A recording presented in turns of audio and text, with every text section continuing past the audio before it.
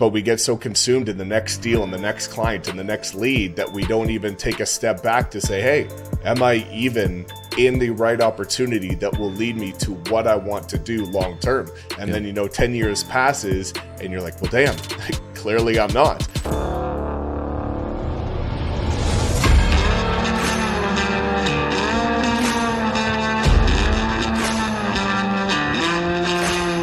All right, you guys, welcome back to another episode of Light It Up Podcast. We are super excited to have with us today Mike Sherrard. He's the #1 ranking social media coach on YouTube globally. Previously a top producing agent, he now trains over 3,000 agents per year on how to scale their production using social media and has helped some of the top 1% of agents in North America dominate their market using video content. Mike, thanks so much for being here, bud. You're welcome. Excited to be here, and it's going to be a fun time to jam out and talk social media. Awesome. Sounds good, man. We've been chasing you for a while and following your content and trying to get you on the show, and so I'm glad we were able to connect and make the dates work. Definitely. I'm excited to jam out with you guys. Schedules are pretty crazy, so it's good we can finally line it up. Yeah, and don't be scared to let your true Canadian out. So if it comes out through the conversation, that's cool. John will just... We're slowly turning into like a Canadian show. Yeah. We've had Andrew Perry. Perry. We've had Holly Carroll. We've had Tom Story. Tom Story. DK is like a Jersey boy, though. A lot of Canadians. Yeah. All right. So as we like to do, we're going to do the lightning round. John, why don't you start us off? We'll hit you with some of these questions. It's lightning round. We just like to, learn a little bit more about you. They're generally not related to real estate, but let's jump in.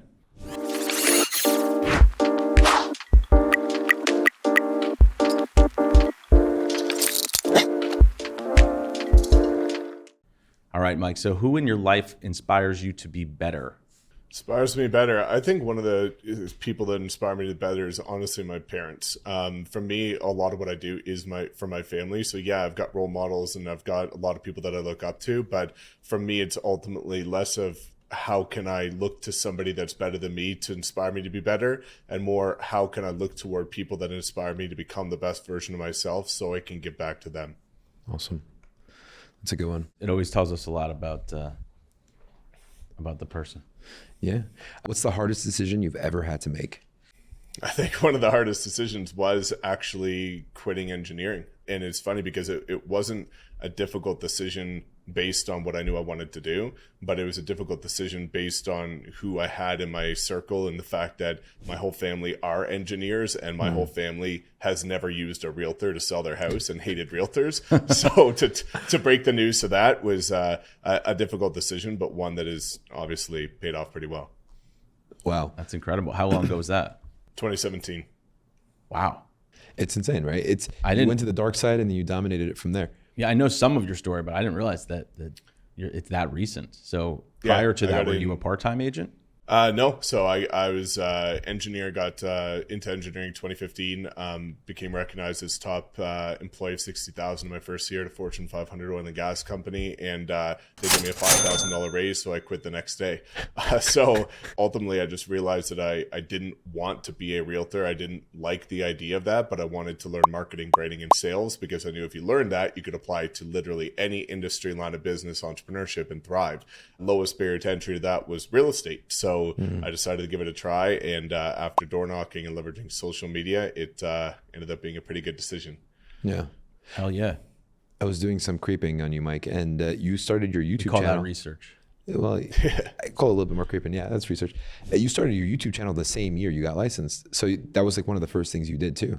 Yeah, one of the first things I did. It was interesting because I was broke as hell, just moved to the city, didn't know anybody, had no money to spend on marketing or advertising. So I think the thing that has led to my success on social media is understanding consumer behavior. And I realized that when I was an engineer, I was listening to all these other YouTube channels to learn about real estate. So I figured if that's how I learned, if I start to put out content about things that I've actually done as a practitioner, maybe that would provide value to somebody that's looking to learn as well. Wow. Were you originally with EXP from 2017? No, I joined Remax in 2017. I was there for 4 months, and then I ended up going to a local boutique brokerage, Redline, and I was there for 2.5 years, became top producer there, and was really heavy in the luxury space. And then I joined EXP April 20th of 2020, so it's coming up on 3 years now. Good for you, man. Who was your sponsor? Connor Steinbrook. I had all the YouTubers reaching out to me because I was active on social media. You know, I was an icon agent, which never happened at EXP because I was out of production in 4 months, I think it was. But yeah, for me, nobody really sat down and could explain why this would help my business. Everybody was like, look at what I've done. Look at what, you know, you could do to help me. And nobody said, you know, here's what this could do for you. So I ended up joining somebody that I'd never heard of on the other side of the continent. And that was the best decision that I've ever made. Contrast to the worst decision that I've made previously. That's awesome, man. That's an interesting segue. The question I was supposed to ask you next was, what's one thing you did that you wish you could go back and undo? Honestly, I think one thing that I did that I wish I could undo is being able to, as an earlier agent, remove ego and emotion from decision making. So, you know, if I was at EXP years ago, like I heard about it in 2017. I spoke on stage. My first ever speaking gig was with somebody who's been at EXP since 2017. And I was like, you know what? I'm crushing it. I'm a top producer, luxury agent, active on social media. That is like an MLM. It's a pyramid. You're sending me some video and saying, Mike, let me know when you want to join. And I thought it was a complete joke. It honestly gave me the worst taste in my mouth. Every other YouTuber continued to do the same thing to me. And I wish I had the kind of intellect to go and ask questions about it and say, even though this doesn't present the value that I'm looking for, maybe there's something that I'm missing. But nobody really gave me that door to open. And that also is predicated on my own, you know, ego and emotion getting in the way as a younger agent. And now that I've had a lot more emotional maturity over the years, I look back in hindsight and things are 2020. Yeah. If you would have signed up in 2017, where do you think you'd be now? Based on what we've been able to do here, you know, becoming #1 attractor without reaching out to anybody for personal growth.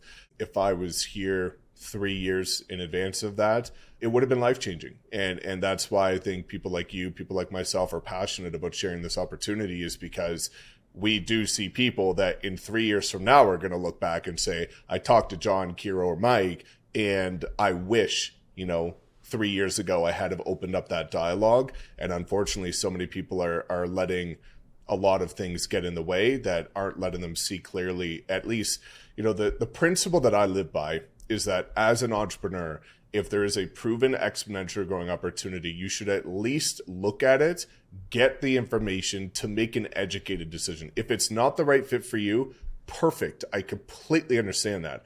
But if it's something that you're not even going to gather the right information, you can't even say it's not right for you. And there's so many people that aren't looking through an unbiased lens to say, you know, what does my future look like? And that's why I ultimately joined, because at the end of 2019, you know, I was tripling my production every year, getting $15 million listings and doing really well. But I kind of had this heart to heart with myself and said, you know what, listen, why did I get into the industry, and where do I see myself in the next 5, 10, 15 years? And when I started having that kind of deep dialogue with myself, I realized the most pivotal conversation that I've ever had is that I wasn't even in a vehicle that would allow me to get there, irrelevant of how much I worked, how hard I worked, or how long I worked at it for. Yeah. Right? I wanted an exit strategy. I wanted time freedom. I wanted to build wealth that was being able to be generational in nature. And I could have been at my past brokerage for the next 100 years, worked my butt off every single day, and it never would have led me to that. So, you know, but we get so consumed in the next deal and the next client and the next lead that we don't even take a step back to say, hey, am I even in the right opportunity that will lead me to what I want to do long term? And then, you know, 10 years passes and you're like, well, damn, clearly I'm not. And now it gets to be a more difficult decision. Yeah, no, you're absolutely right. One of the biggest things that it resonates when you say that, it's you almost have to have courage to be vulnerable to try something like that. It's like, what was that Gene, the guy who wrote the, what's the name of that program that we did? EOS? EOS. Gino Wickman. In one of his books, he was talking about the guy that's holding on to the tree branch, scared to let go because he's like scared that he's going to die or fall down the mountain. And they're like, just let go. God's like, let go. And he's like, realizes that he was like a foot away from the ground. but it's like not willing to take that leap. You're going to be missing out on so much more in there. We signed up for EXP, honestly, just for the masterminds. And we were like, we saw enough value in there because we were paying more than that in, masterminds of our own independently and for our own coaching that we were getting. And that's what we saw the value in. Is that something, what attracted you? What made you say, okay, I want to actually make the transition finally? So for me, it came down to a couple things. Number one, the principles of why agents actually get into real estate. Not many people think about this. And whenever I ask this question to people, it really makes them take a step back. So I talk to about 100 agents one-on-one on Zoom every single month. And the common consensus is they got into real estate to create wealth and or lifestyle, flexible lifestyle. Well, when you unpack that, the only way that you can create wealth based on the wealth quadrant is duplication, equity ownership, passive residual income, and multiple streams of income. Well, the traditional way of creating wealth is trading enormous amounts of time to get active income in the form of commission. Hope to God after a few years you could save up enough commission to invest in real estate. Because when you invest in real estate, you have duplication of doors, equity ownership of properties, passive residual income, and multiple streams of income. But if you want to increase your wealth, you have to trade more time for more money and do it again. But the goal is to get time back, not spend more of it. Yeah. So when I started realizing EXP has all 4 components of the wealth quadrant and that you can create wealth just by the nature of being an agent here, that started leading me to that vehicle conversation. And then when you started looking at lifestyle, well, lifestyle requires 2 things, which is money freedom and time freedom. You can create money freedom at any brokerage in the world. You cannot create time freedom because if you have one income stream, namely commission, that requires your time invested in creating it, and you don't invest your time, you have no income, you have no lifestyle.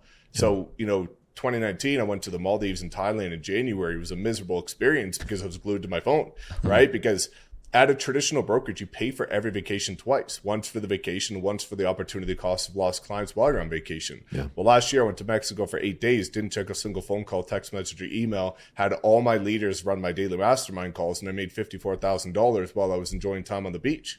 Yeah. So when you start looking at this, it really came down to understanding the concept of the vehicle discussion, but simultaneously, it's about, again, a lot of agents say they get into real estate because there's unlimited potential, right? There's no ceiling. Well, that is a false statement of traditional brokerage because there is a ceiling based on the amount of agents you have within your market center because you're geographically restricted. So when I started looking at being able to build a global business and be able to say, I'm putting out this content. I have agents from Chicago, from Michigan, from California, Florida, Texas that are reaching out saying, hey, dude, I really like what you're doing. Is there any way we can be partners, or how can I get involved? And the traditional way of doing that is, again, becoming a real estate coach. But if you become a real estate coach, you go back to that cycle of spending time again. But the goal is to get time back. So when I really sat down and said, hey, I can keep putting out content, which I love, I'm passionate about it, I can continue to impact, but I'm not geographically restricted. That was huge. And kind of the nail on the coffin is when I really took a step back, and this sometimes offends people that, whatever when I say it, but it's just a fact, is that, agents say they get into real estate to change lives. And it is humanly impossible to change somebody's life by helping them buy or sell a house. You can make their day, you can make their year, you can make their month, you can make it, but you can't, it's not life-changing because anybody else can do it. Yeah. But when you look at EXP and you look at any other cloud-based brokerage that allows this syndication of partnership, I've had agents reach out to me and say, Mike, there's a guy in Maine. He says, Mike, I joined you a year ago. Previously, I had a miserable relationship with my wife. I had no time with my kids. My production was suffering. 12 months later, I'm a top producer, triple my production, best relationship I've had in 12 years, and more time with my kids. He's like, you've changed my life. And when you start looking at this, when you're predicated on impact, because so many agents get in the industry saying I love changing lives and I want to make an impact.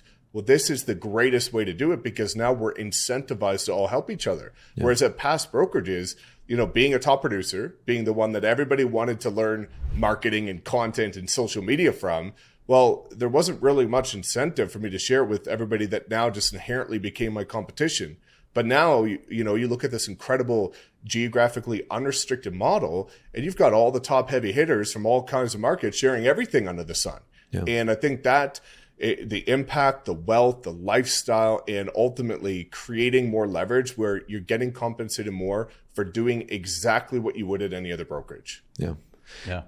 Well, you said a lot there. I mean, there's a million ways to go, a million directions to go from there. Well, then let me ask this then, because it's hitting me hard. So you hit all 4 quadrants, right? So that's what got you wanting to sign up for EXP.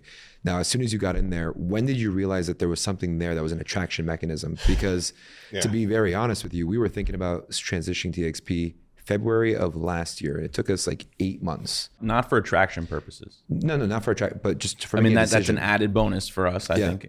But just to elaborate on what you said, I mean, what we saw was, and we were both Mike Ferry agents growing up, and we're still, heavily involved in the Mike Ferry program, and Mike's changed both of our lives. Yeah. And we go to those events because there's top producing, highly paid prospecting technicians. So you can learn skill development from them. But the idea of going to EXP was because that's where a lot of the top producing teams were. So we paid like the fee like you would to get into a country club, to surround yourself with people who are doing what we wanted to do at a higher level. Yeah. But the attraction now, of course, is very interesting to us. Yeah. But that was the reason we came over. Yeah, well, it was not I'm saying when we were thinking about going in February, but then one thing that we went to an event, it was part of the Fast Forward movement, and we go into the event. We didn't know it was an EXP event until we got on the plane. As soon as we got on the plane, for some reason, we had this preconceived notion that EXP, we're going to be peeing in the bathroom, and they're going to come up to us and be like, "Hey, you want to join?" So we were sign your ICA. Yeah, right. So we were starting to get nervous on the plane. We're like, "All right, well, they just closed the doors. We're screwed as it is." We go to San Diego. Not one person pitches us like, "Hey, you want to come on board?" It was just value, value, value. And we were the ugly girls at the dance. Yeah, no one wanted to talk to us. So then when we left, we were like, you know what, why don't we do this EXP thing? It sounds pretty cool. Then we found out who your sponsor is matters more than anything else. And then as crazy as it is, there was 2 people that we were seriously considering that we kept going back and forth on. And in between that timeline, your name kept coming up because you were literally just everywhere, right? So when did that attraction vehicle, or you understanding that you had something there, when did that click for you? Was it, tell us. Yeah, really weird, honestly. I'm sure you guys are the same, but when you're like a driven entrepreneur, you're usually always your own harshest critic. So for me, even though I was a top producer in my past brokerage, even though I was putting out content, like most people don't know, like sure, they see that I've got almost 80,000 subscribers at the time of this recording. But when I came to EXP, I had 1,700 subscribers. I was from Calgary, a city that nobody south of the border even knows. And I'm Canadian and everyone else is in the States. Yeah. So truthfully, a lot of people think I came here as the bitter word of influencer or with influence. And I didn't. I came here as a nobody. But what I didn't realize is that of those 1,700 people, because I was building my audience predicated on over-delivering on value, there was actually some intimacy within those 1,700 where they believed in what I was doing. So I came over because of icon status as well as the other things that we talked about, because I would have been an icon agent. But whenever I made my announcement saying, hey, I'm making this decision, but the key there is I gave context as to why I made that decision. Well, lo and behold, 30 people joined me in the first 30 days. Nice. 30 people joined me in the next 30 days. 30 people joined me in the next 30 days. And after 3-4 months, I had almost 100 agents. And, my sponsor said, listen, Mike, you've got a lot of people that you could change a lot of lives of. If you really want to do that, you might have to take a step back from production and pour into these people. And that's exactly what I did. So since then, for the last 3 years, we've been running a daily mastermind call for our group every single day, Monday to Friday. We've never missed one in 3 years. We have daily EXP Explain every day, 5 days a week for 3 years. And I've just built my business on pouring into the people that are in our ecosystem. So truthfully, I wasn't expecting it. I thought I would have made the announcement and maybe 2 people would come over, 3 or something. I wasn't expecting that kind of growth, which kind of gave me the excitement that, hey, if people are believing in this and it's small, what happens if I make it big? And that's where I started really pouring into content. And I really only started taking YouTube seriously in late 2019, early 2020, when I started realizing hey, I've got a reason now to put this out, right? Now I have leverage with this, and I can touch people that also can now become family and friends and brothers and partners, which was absolutely life-changing. Yeah. One of the videos from so the Wolfgang started essentially as soon as you started, essentially, because you needed to, from necessity more than anything else. Yep. Yeah. My sponsor created the Wolfpack, and then after that, I kind of wasn't a fan of the branding and how things were going, so I decided to kind of put my own little spice on it, and then that's when it really became something that people could lean into, because the concept of it was working like a pack and not a lone wolf. And a lot of agents say that they're lone wolves, right? So when we could create an ecosystem where everybody knows, like, well, not everybody, people who know me know that my branding is purple, right? But we didn't make anything purple. We didn't make anything associated with me. We wanted to make it a collective that people could feel passionate about pouring into and not be involved with one person. Yeah. And there's a lot of really, really good educational things that you provide on your YouTube channel for free. So there's things on there. Even on the Wolfpack like line, you have like people's results and outcomes. Like one guy did, what was it, like 60 something million, 30 something transactions, or maybe it's inverse. Yeah, 87 deals the first year. Yeah, which is insane. And it's like all through the YouTube channel, things that you are teaching in there. One of the things when I was rereading your bio, when we were talking about doing today, talking about, what we would talk about today and cover, I like that it points out here, you now train 3,000 agents per year, #1 attractor without actually reaching out to people. Mm-hmm. And I think that's what's really interesting to me. A lot of people have this bad connotation about EXP, like, because there are a lot of agents out there that are EXP agents that are, constantly calling you or texting you or inviting you to some event that's, secretly an EXP recruiting event. Talk to us about why that's your focus, without actually, prospecting for agents. Yeah, it's a great question, and it's really funny because most people that are at different brokerages that make the assumption that like people at EXP don't sell homes, they just attract. I'm like, dude, let's look at the freaking data. 88% of the agents at the company do not care whatsoever about attraction. 88% only care about production. There's 12% that care about attraction. The issue is 90% of the 12% don't know what they're talking about, so that they make a bad reputation for all of us, right? But it's the same issue as like, there's not all revenue share organizations or sponsors of the company are the same. Just like how you could go to any Remax office and there's going to be a group of people that are epic and incredible high producing agents. There's going to be terrible agents that are unethical or have no work ethic. And then there's going to be the middle of the pack. That is the exact same with every other brokerage in existence. The same goes with EXP. There's just different incentives along the way that prompt people to act in a different kind of cadence. But when we start looking at it, I put my time into prospecting, right? I door knocked every day, 3 hours a day, 6 months straight, 7 days a week, in rain, snow, -10, the whole 9 yards. After I finished that stint of prospecting, I said that I'm never going to do it again for the rest of my life. And what I realized is like, I think this is why my content has done pretty decent, is I believe in the principle that if you over deliver on value, everything you could ever want will come your way at some point. It might not be immediate. It might take some time, but it will come inevitably, right? This is like, you look at the Hormozi approach, right? Over deliver on value. You could learn how to build an 8-figure business just through his free content. Well, now your question is, if the free content is this good, what the heck is behind closed doors? So for me, like my approach was, hey, the feedback that I get from agents that book into my calendar, I'm booked usually, a month, 2 months out, is people saying like, Mike, I've watched all the other videos on EXP. Yours just happen to be the most in-depth, the most clear, and provide the most value.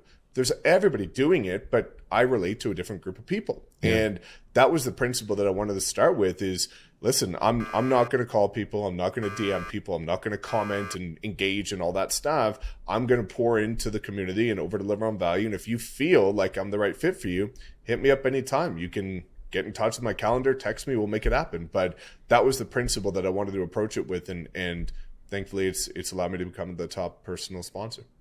Yeah, which is incredible. So did you ever think 3 years ago that you'd be making 6 figures on a monthly basis and essentially not having to ever sell real estate before again? It's a great question. No, I did not. So it was really interesting because like when I came to EXP, my sponsor Connor was just breaking 400 agents. And to me, I was like, that is insane. 400 agents. What the heck? I can't imagine having 400 agents. And he was making like, $10K a month. I'm like, that's insane without having to sell homes. And then, it's really funny because I told Connor to screw off the first time he reached out to me about EXP too.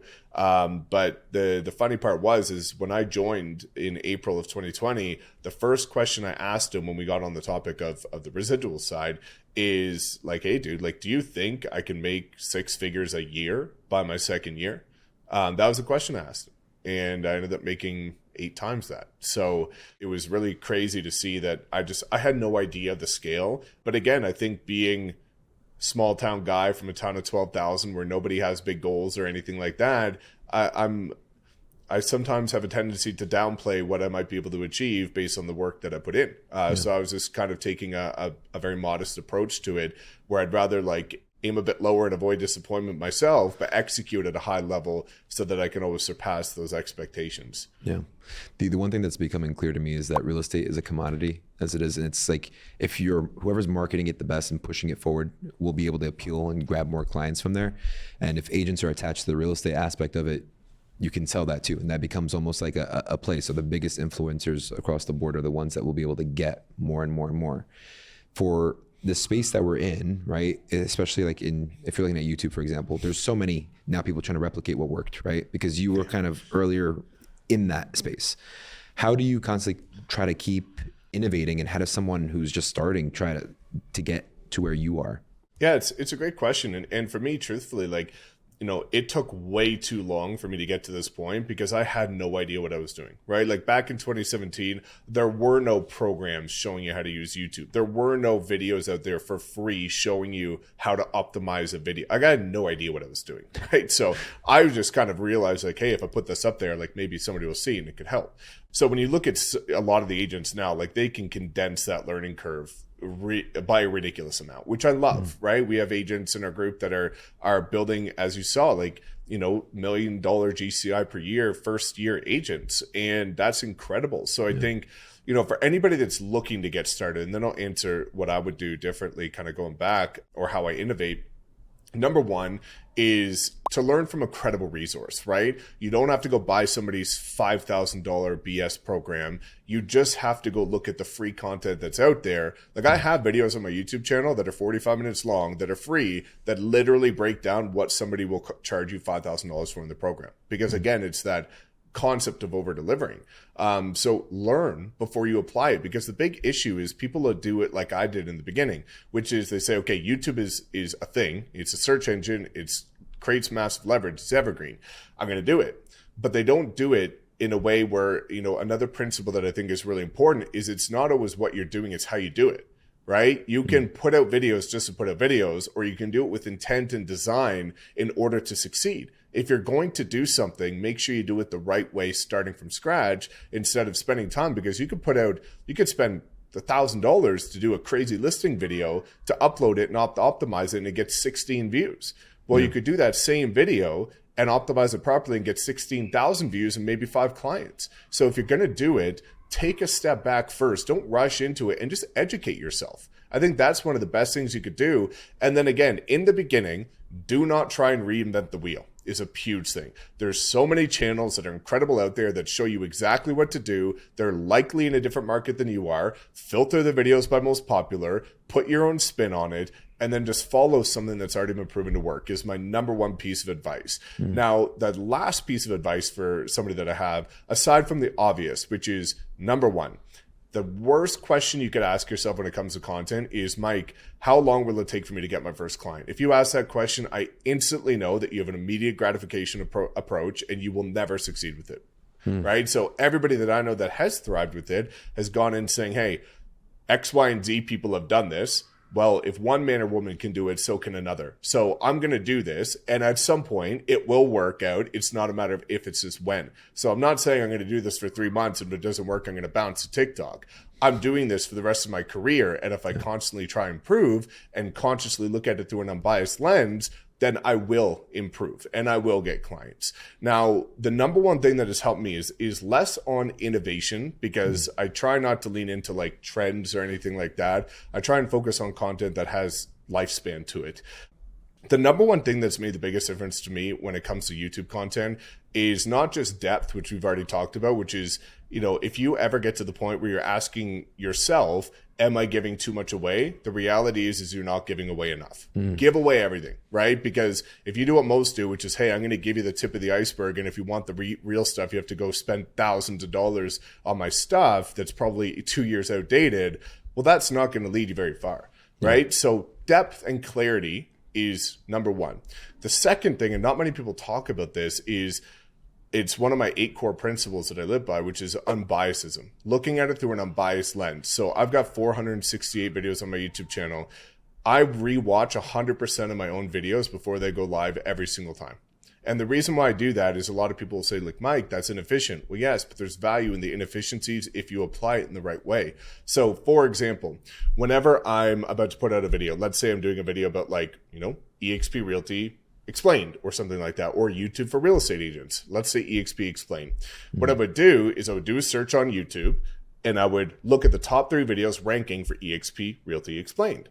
And then I would take my thumbnail, and then I would put it, before the video goes live, I'd put it beside each of the top 3 that are currently ranking and say, unbiasedly, if I didn't know who I was through a hole in the wall, what I've achieved, anything, would I consciously be able to tell myself I would click on my thumbnail versus the top 3 that are already ranking? And a lot of people will see that they just make the assumption that because they're putting it out, because they know it's valuable, that people should just magically click on it. But the way that I approach my content is, if you're looking to grow your audience, that means by definition, you want new people to come to your ecosystem. So you can't make or have the audacity to say that just because you are who you are, people should click.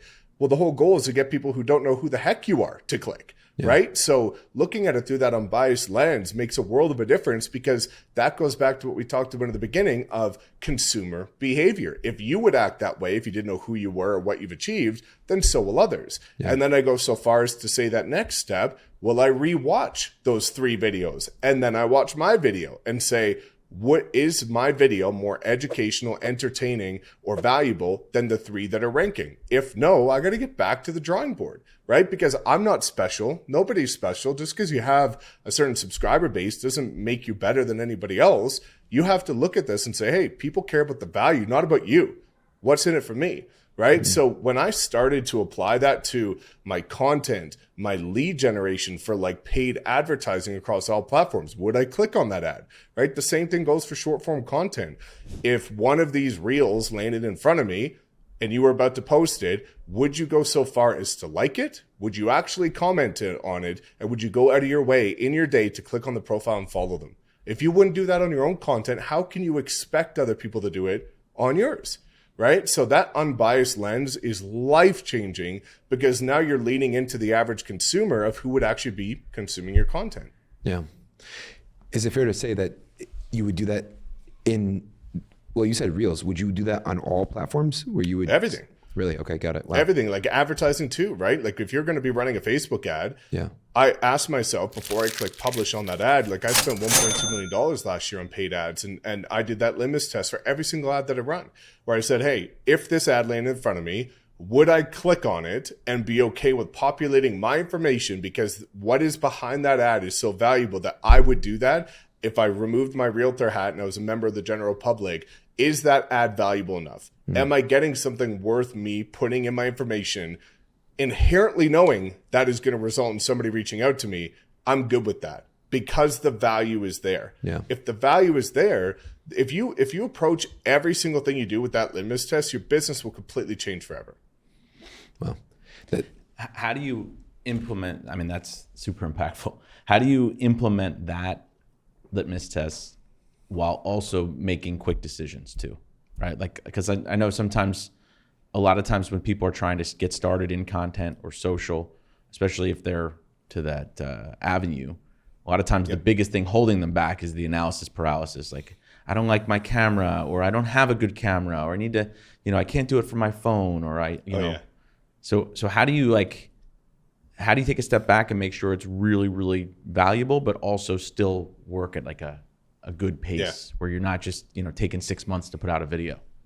I love it. It's a great question. And there's stages to this, right? So like the initial stage that I always tell people is like, you do not have enough data to actually look at what is performing well and what's not, unless you've consistently put out 3 months of content. And what I refer to as 3 months of content is 3 months of content on YouTube would be at least 2 videos a week for 3 months. 3 months of short form content would be at least 3 videos a week for 3 months. That is what you need to get started with, right? You can't even make those unbiased decisions until you've got the data of what people are actually engaging with. So for the first 3 months on any platform, put it out there to gather the data to at least see what your people are looking for. Because like guys, like when I started my YouTube channel, what I did is I put out basically, I think it was 2 videos of everything that I've personally done. Because my principle is I will never put out a video about something that I have not done myself at the highest level. So I put out videos about door knocking, cold calling, Facebook ads, and Instagram. And after 3 months of putting out that content, I looked at the data and said, wow, a lot of people really want to know more about Facebook ads and Instagram. Well, cool. Well, that if that's what my audience wants, then maybe I should give it to them. So I started looking at the data because, again, what gets measured gets managed. So many people are playing this approach of like spray and pray, throw spaghetti at the wall and see what sticks. The reason why you can consciously guarantee your channel, your content, your following, your database will grow is if you're looking at the data, making calculated decisions on what to do more of and what to do less of. But the only way you can get that data is if you do 3 months of consistent content to look back on. And then what you should do after you've done that 3 months phase is for the next 3 months, audit it on a monthly basis. And then usually after you've gone through 6 months, that's when you can really start taking a little bit more time to kind of audit things on a more one-to-one basis because you're able to find efficiencies. You're able to batch your content. You've got more time because you've been able to find a streamlined way to introduce this to your calendar and find those nuances that you can play around with. Yeah. So one of your YouTube videos I was watching, you were talking about like optimizing your presence on YouTube. You were talking about how watch time was important, all this. So it's like in terms of like growing it, making it more engaging. Is it fair to say from what you're sharing that optimizing it is more important than the actual content itself? Because I think you gave an example of 2 videos. One optimized can get, you know, thousands of views. One would get like 16 views. Yeah. So no.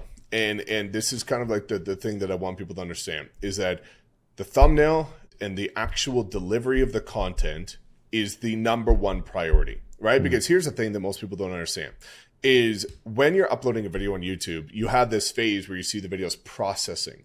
Well, YouTube already knows what your video is about before you've even written a title, a description, the tags, or anything. It's processed it, it transcribes it, it knows what it's about, right? The optimization is just that extra layer to say, hey, if there's any way, shape, or form that there's confusion here to YouTube's algorithm, I'm now telling you, again, validating who this is for. So when you look at it, the thumbnail and the delivery of it trumps everything. Because if you've got a thumbnail that gets people to click and you've got a delivery that engages people and retains them for over 50%, well, that video could have 0 tags, no description, and just a title, and it will blow up, right? The opposite cannot be said, where you can't have a gorgeous title, description, and tags that are dialed, but a terrible thumbnail and atrocious delivery, and people are still going to watch, right? So first and foremost is the delivery, the excitement, the hook, the call to action, and then it's the nuances that can make that difference on the search side. Yeah. It's interesting because we had a creative meeting this morning going over certain things that we can do to optimize our channel to grow even more. And we were looking at like the rates of everything. And it was like, we're all looking at each other. We're like, man, this has been a year. This is actually really not like what we expected it to take, right? Because we're high achievers and we're expecting, you know, to see something that's tangible, not instant gratification because it's been a year. And we were looking at the watch time, and it's like one of the most depressing percentages to ever see in there. But then we were like, how do we grow this? How do we grow this even more? So someone with watch time, what's one piece or key advice that you would share to try to improve, especially for a podcast? For watch time? Yeah. Yeah, so a couple things you can do for podcasts. So like when we look at the data, so I've recently one of my guys that's a good friend of mine. He's a coach for like Evan Carmichael and a lot of these big players, and we were kind of diving into like data and things like that. And you know, if you've got a long form video, like long form as in podcast versus normal form of like 10 minutes. So podcast interview type stuff. If you get over 30%, that's wonderful, right? 30% is a barometer that will help, right? If you get over 5% click-through rate, the caveat being as you start to grow, because if you're smaller, which I consider like maybe under 1,000, under 5,000 subscribers is kind of like on the smaller side, you usually want like a 6 to 8% click-through rate on your thumbnails. If you're getting lower than that, well, that's a sign that maybe we should test different thumbnails. As you get bigger, Like I look for a 5 to 6% click-through rate because every video that I have that starts to go pretty decent has over a 5% click-through rate. Now on watch time, the biggest thing, you'll see people like this, like, Ed Milet does a really good job of this, right? Where he hooks people in the beginning. It's the same as a short form video, right? So like there's two different avenues that you can go about approaching people in terms of hooking them when it comes to long form. There's the form where you'll take like a banger of a clip that happened within the middle of the video and put it at the front and be like coming soon or coming later or later in this video, where it's like, wow, that like, I want to hear about that part, right? Yeah. So they stay because you gave them a tease. This is something that's really valuable that they want to know more of, right? You cut it right before the value happens. The alternative to that is you hook people in a way that's going to entice them, but then you say some nuances that are going to get them to stay to the end. So like, but the key to it is not say at the end. This is what everybody does, where they're like, hey, in this video, we're going to talk about YouTube for real estate agents and make sure you stay to the end because I share something special. Well, dude, you're just going to click to the end and see what it is. But the way that I do it, so the way that I do it is I do it a little bit differently. If there's a number of points in a video, like 10 points, what I'll do is to say, hey, I'm going to give you 10 tips on how to scale your real estate business with YouTube. And by the way, the 6th and the 9th point are going to blow your mind. I've never shared them before. Well, you don't know where the 6th and 9th point are in the video. You have to watch the video because I ain't time stamping that thing, right? So now you got to watch it to find out. Yeah. Now, the way that you do with long form is you do it in a way that, again, hooks people and talk about something a little bit later. So what I would do is, like, if we were talking about like, EXP, for example, like we did in the beginning, I would say something along the lines of just randomly like, we're going to say, I turned a blind eye for multiple years about EXP like many of you, but this one video explains the number one thing that I completely didn't realize that completely changed my perspective about why I ended up deciding to join EXP. We talk about that later in this video, about 3/4 of the way through. And now they're like, okay, there's one thing that I didn't know. There's one thing that I misbelieved in the past, but it's 3/4 of the way through the video. How the heck do you know where 3/4 of the way is, right? It could be anywhere. So that way people are going to stay. They're going to be curious about what that one thing was. So basically it's watch time is predicated on FOMO, scarcity, or something that creates fear. So if you tap on FOMO, fear, or scarcity, and you do that in the very beginning, and then you allude to something that happens kind of randomly within the video, well, now they can't just skip to the end. They can't just skip to a certain point, but they really want to get that nugget, right? So that's kind of the way to combat watch time on something that is longer form in nature. Yeah, that's such solid advice, because as you were saying that, I'm like thinking of, there's this podcast I've been obsessed with. It's called the Diaries of a CEO. Or CEO Diaries, and he does a really good job of doing that. And Alex Hormozi just had one on there, and that's one of his most recent reels that he posted. I was like, this is incredible. Like, I need to go find where this is in the video. Yeah. And I was just like, oh, this is really good shit.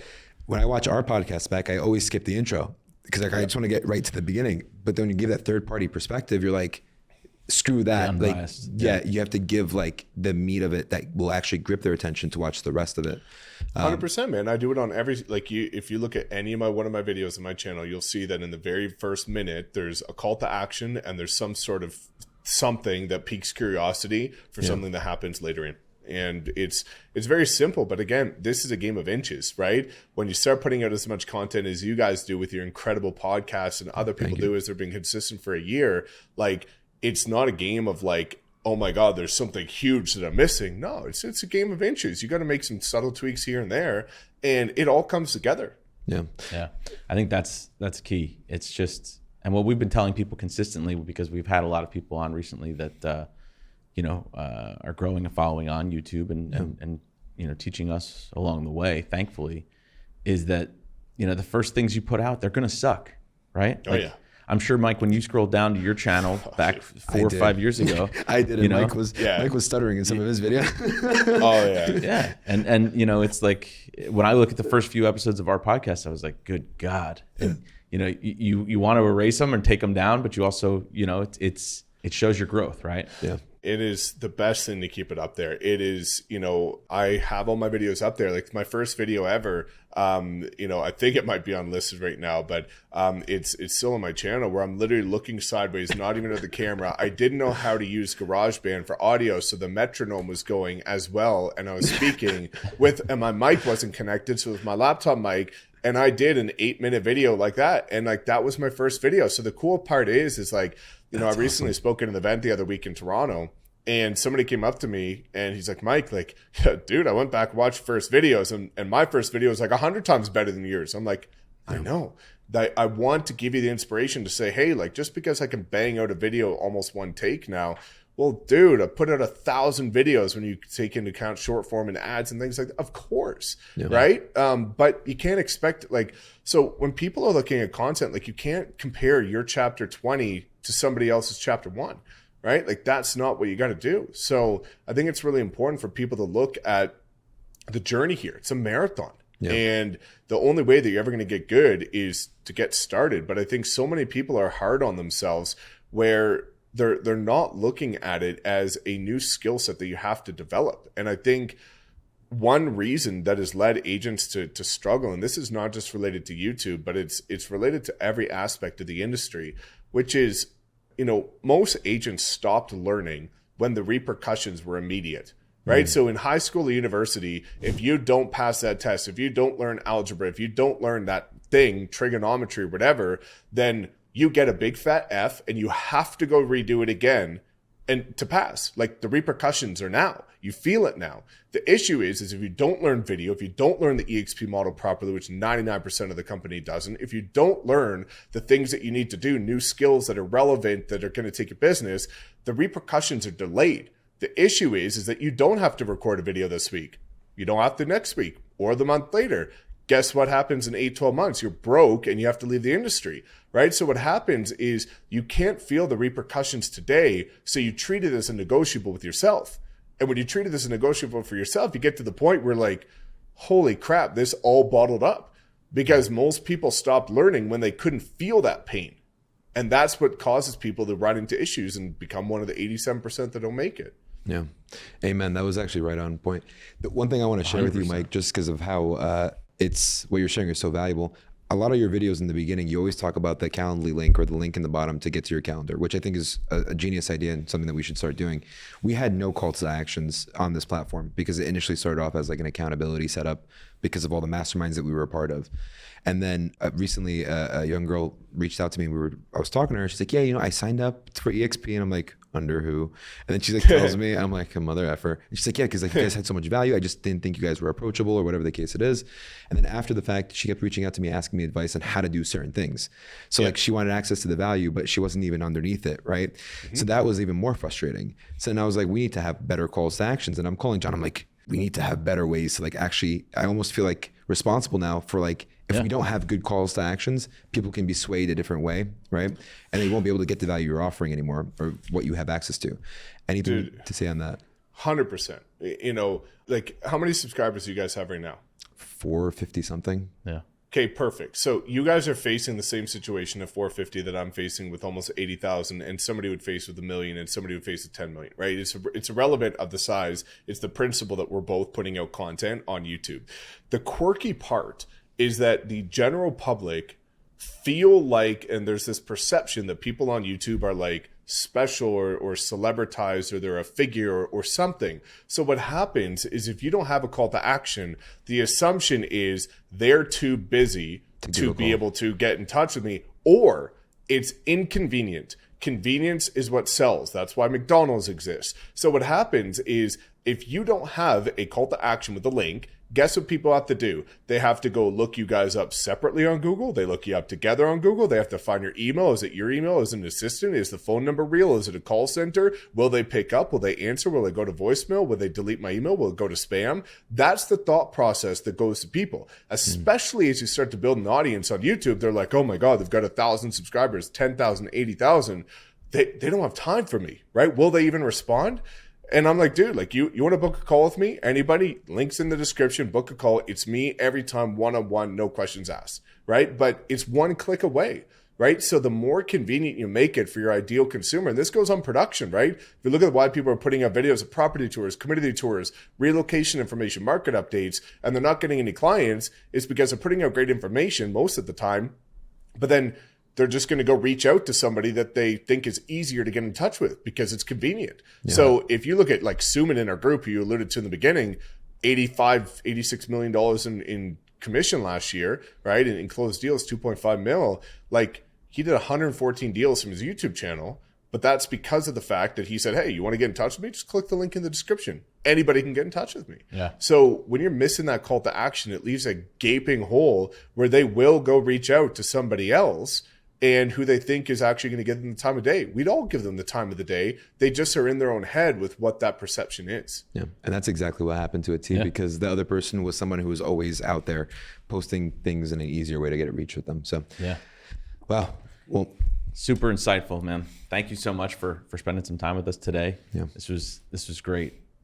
I'm glad we were able to touch on a lot of topics too. Yeah, no, this is educational. I'm going to go back and watch that video again. Mike, appreciate your time, man. What's the best way for someone to reach out to you, get in touch if they want to connect? Yeah, definitely, guys. Like, I respond to every YouTube comment, but the easiest way is to just hit me up on Instagram at any given time. I respond to every DM myself. So reach out to any of us, and more than happy to help you guys get your business to the next level. Sweet, man. Awesome, man. We appreciate your time, man, and thank you so much for being on. You bet. Thanks so much, guys. Take care. Take care.